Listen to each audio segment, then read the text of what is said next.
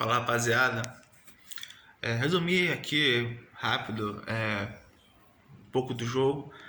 É impressionante como o time do Vasco ele joga melhor em transição do que propõe no jogo, né? O Vasco ele é treinado, ele consegue ter, né, esse mecanismo, né, de conseguir sair rápido contra-ataque e contra-ataques bem feitos, né? Coisa que a gente não via, né, nem com o Renato, nem mesmo com o Diniz. E eu acho ela melhor assim, né? Mas o primeiro tempo o Barros poderia ter botado tudo a perder. Com uma expulsão imbecil, não forçada. Porque assim, a bola estava no pé dele.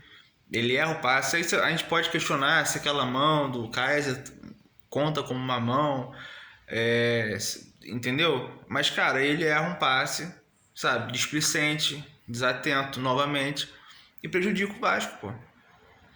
E eu falei no intervalo, cara, mais um jogador que na hora, né, na partida importante, ele prejudica o Vasco, né, seja o Bar, ou seja algum outro qualquer jogador. E aí, sabe, parece que não adianta quanto você treine, quanto você tenha jogada ensaiada e tal, mas sempre parece que tem alguém para boicotar todo o trabalho, tudo que foi criado, tudo que foi planejado para a partida. E hoje, mais uma vez, né? E é mais um erro individual. Erro individual não é só entregar gol, errar passe, é você fazer um lance desse ridículo e deixar o Vasco na mão, mais uma vez. E teve gente achando que não precisava vir o Sousa. Não que o Sousa também seja o cracaço. O Sousa com a bola no pé é tenebroso, né? Ele é um cara que destrói a jogada, tipo Yuri Lara, Guinha Azul, com a bola no pé é triste. Né? Já aí faz muita falta. Então, imagina se o Sousa não vem e aí a gente tem que ir com Barros todo jogo. Imagina.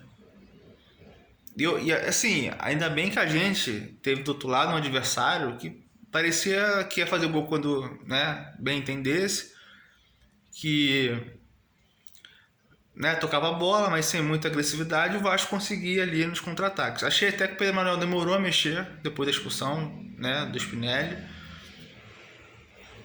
Poderia ter botado no volante, ele preferiu botar o PH para ter essa válvula de escape junto com o Andrés Gomes, puxa o Andrés Gomes para a esquerda. Eu boto o Colídio como 9, para mim tem que ser a posição dele, né? Acho que ele é um cara lúcido, com a bola no pé, sabe o que fazer, é um cara que tem técnica, né? É interessante você ter esse jogador, né, mais avançado, já que pelos lados você vai ter provavelmente o Andrés Gomes puxando contra-ataque, do outro lado você vai ter o Adson, enfim. E sabe o que é o mais bizarro, cara? É que o Vasco poderia de fato ter feito mais um gol, né? O Puma ele parece que ele quer fazer sempre mais difícil, algo diferente, né? Fora da área quer chutar de trivela, quer bater de primeira, aí na hora cabeceia muito pro chão, né? Sabe? Se empolgou na hora de subir, sabe? E a do Corinthians ele deu azar, né? Ele fez o drible, chutou ali e botou na trave, né? E o Vasco um a menos, poderia ter feito o segundo. O Vasco conseguiu anular as jogadas do Vitória, sofreu no final, mas aí também com as substituições você tira o Colídio, tira o Andrés Gomes, né? E você entra com o David, né? E o Adson fora meio de posição, ele tentou botar o Adson mais como um falso 9 ali, botou o David pro lado, mas depois ele trocou porque viu que não estava dando certo, o Vasco parou de segurar a bola e começou a sofrer. E aí bate cansaço, o Ramon Henrique jogou muita bola, saiu. Entre outros jogadores, o Thiago Mendes já não é mais um garoto, também saiu. E o Vasco foi segurando até o final. É uma vantagem pequena, mas não deixa de ser uma vantagem. Mas eu falei no intervalo que o Vasco tem alguns jogadores com síndrome de protagonista. E o André Gomes, pra mim, mesmo com o gol, ele tem essa questão. Porque a postura dele no primeiro tempo, depois que ele foi cobrado pro Thiago Mendes, foi ridícula. Eu não vou passar pano. Parecia que ele tava de sacanagem, pô. Ele andando em campo, largando a jogada, foi feio. Fez o gol, ótimo, Mas, porra, ele tem estado disperso. Tá? É uma coisa que a gente tem que colocar também. Então tem esse problema desses jogadores. E assim, o Puma é um cara que pra mim ele nunca tá uma partida boa, assim, ele consegue fazer uma jogada, mas parece que ele vai entregar em algum momento. Pra quem achava que o Puma tem que ser o novo atacante do Vasco, a gente viu como é que ele finalizou, né, esse lance de cabeça, né? Brincadeira. E o Cuesta é impressionante como o Cuesta ele não passa segurança nenhuma. Ele tá marcando os caras sempre a 1 metro de distância. Ele nunca marca o cara, ele marca a bola. O Cuesta ele marca a bola, ele não consegue marcar o cara perto. Cada cruzamento na área do Vasco porra, eu fico nervoso, porque ele não ganhou uma bola.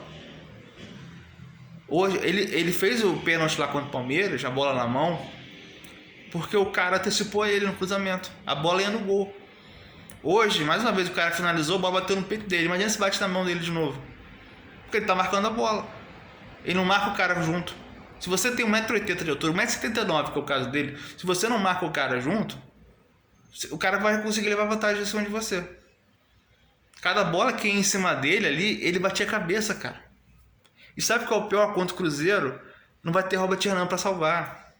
A gente vai de Lucas Freitas, que eu até falava que deveria jogar hoje, pra tentar ganhar ritmo.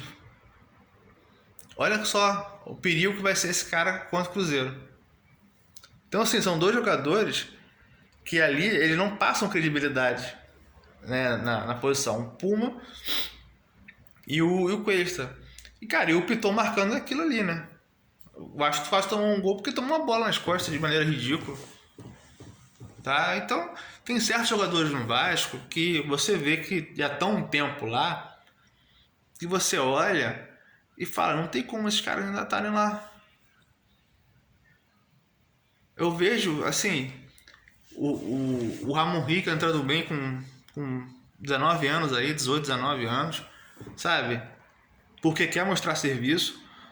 Eu vejo o Avelar mostrando serviço. Tem jogador que parece que não tá focado em tirar o time dessa situação. Não tem motivação. Tá em final de carreira, entendeu? Porque você entra o Tietchan no jogo, muda nada. Entra o David, não muda nada. O Vasco perde ali o controle de bola. Impressionante, cara.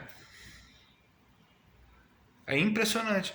Ainda mais com a menos. Então o Vasco sofreu faltando, sei lá, 10 minutos, né? E o Vasco não tinha válvula de escape mais. Porque você olha pro banco, vai botar o quê? Nestrosa? Vai botar o Nuno? Vai botar o Rojas? Não tem como. Então, assim, se o Bruno Duarte vier, ele pode ser um cara de área. Você pode até puxar o Colídio pro lado, botar o André Gomes do lado, né? Enfim, você tem uma opção de área. Não é um cara para puxar contra-ataque, é um cara de área, um cara mais pesado. Então, ele vai ser essa referência. Tá? Mas eu acho que o Colídio tem que ser esse 9 para começar. Aí você deixa o André Gomes lá, o Adson do outro lado, sem inventar. Tá? Para mim, contra o Cruzeiro é isso. André Gomes, Adson e o Colídio de 9. Acabou, cara. Mantém o Ramon Rico, entendeu? Vai ter que botar o Sousa mesmo. Não tem outra opção. Thiago Mendes e Rick, acabou. Não tem o que inventar. Hoje, sei lá, eu acho que ele quis poupar alguns jogadores que ele julga importantes pensando no jogo contra o Cruzeiro. Mas devido à expulsão, né, prejudicou o time todo.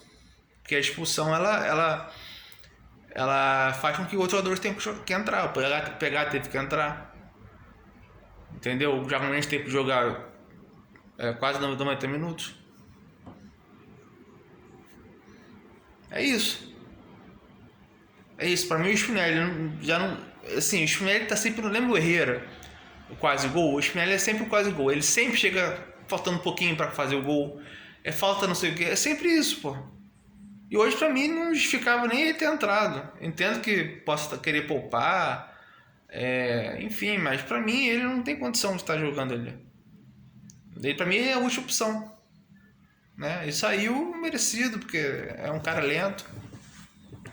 Entendeu? E assim, tô pensando mais no jogo contra o Cruzeiro, também vai ter desfalque. o Fabrício Bruno está suspenso, o Jonathan Jesus lesionou o ombro, não sei qual vai ser a zaga que eles vão colocar, não sei quantos eles vão poupar, se vai poupar, mas o que me preocupa do Vasco é sempre o próprio Vasco, cara. Eu tô feliz pela vitória hoje, mas assim, a gente pensa, pô, se fosse um jogo 11 contra 11, será que não daria pra fazer melhor? Pela postura que a gente viu vitória hoje, será que não poderia ter feito melhor? Aí eu penso, não vai ser sempre assim. Não adianta a gente, planejar parte tática pra caralho, parte, física bem e tal, se sempre vai ter um que vai fazer uma merda. Não dá. Ou é o Jardim que falha, o Barros é expulso, é o Tietchan que perde gol embaixo do gol, não bloqueia o chute, é o Cuesta fazendo M também pra cacete. Então assim, se o individual não ajudar o coletivo, não adianta. Não adianta falar, vai botar os reservas contra o Vasco, Cruzeiro, né? Não sei o que, mas o Vasco tem que se ajudar.